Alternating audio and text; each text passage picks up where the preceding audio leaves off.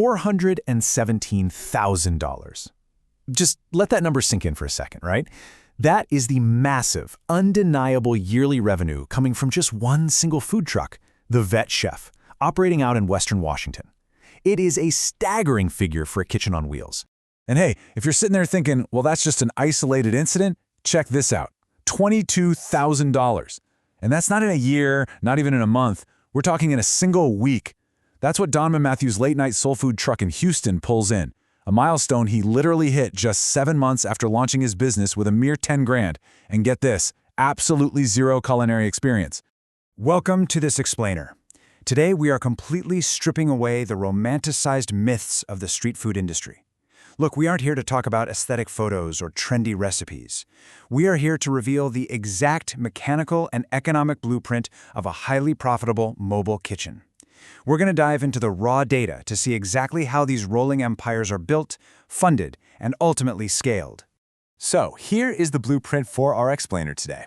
1. The real startup costs. 2. Surviving the hidden fees. 3. Engineering a high-margin menu. And 4. The real moneymakers. Let's jump right into Section 1, the real startup costs, building the machine.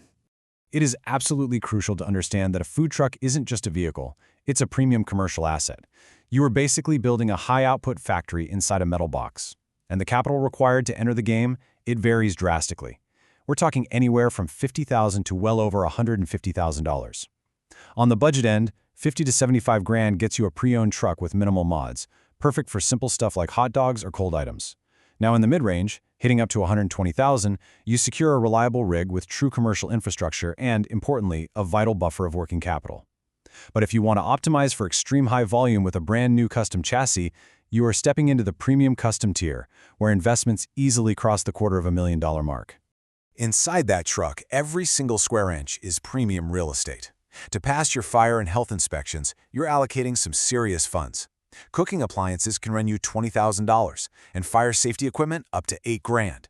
But listen closely, because the absolute lifeline of your entire operation is the generator. Sizing this correctly is vital.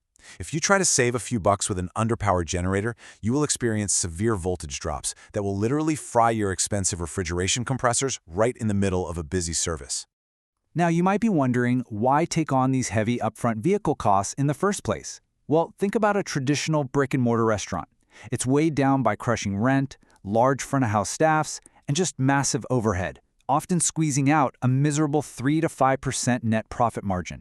The food truck, though, that is a lean, agile machine. By eliminating traditional rent and running with a tight crew of just 2 or 3 people, a well-run mobile kitchen can achieve a 10 to 15% net profit margin, and honestly, sometimes way higher. All right, Section 2. Surviving the hidden fees. Welcome to the bureaucratic maze. So, escaping brick-and-mortar rent doesn't actually mean escaping costs entirely. Tons of unprepared operators just bleed out their capital in this bureaucratic maze before they even serve their very first customer. First up, commissary kitchen rent. In a lot of cities, it is strictly illegal to prep food or store inventory on the truck overnight, so you have to pay hundreds, maybe thousands a month to rent a licensed commercial kitchen. Then, permits. And this isn't just one simple license, it's a hyper-localized web of county health permits, city business licenses, and designated parking zone fees that can easily cost thousands annually. Add in heavy-duty commercial auto and liability insurance, monthly fees for a cellular POS system, and of course the branding of the truck itself. And please, whatever you do, do not skip a professional, high-quality vinyl wrap. It is business suicide. A blank white step van doesn't look like an appetizing restaurant. It just looks suspicious, right? Your wrap is a rolling billboard. Cutting corners on this multi-thousand-dollar expense directly kills your curb appeal and dramatically shortens the line of customers who are actually willing to wait for your food. Moving on to Section 3, engineering a high-margin menu. This is all about the need for speed.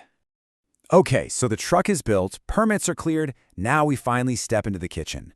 Turning a profit here is a ruthless game of tight logistics, smart menu design, and absolute blistering speed.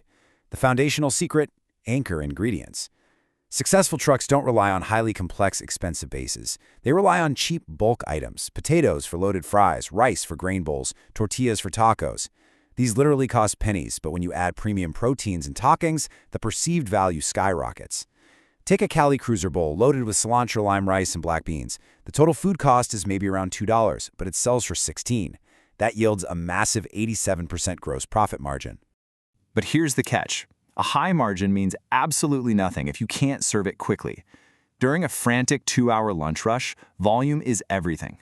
Consider the exact assembly of a street taco. Step 1, warm the tortilla. Step 2, scoop pre-cooked protein. Step 3, sprinkle pre-chopped garnish. Step 4, squeeze house sauce. That's it. There is no complex cooking happening to order.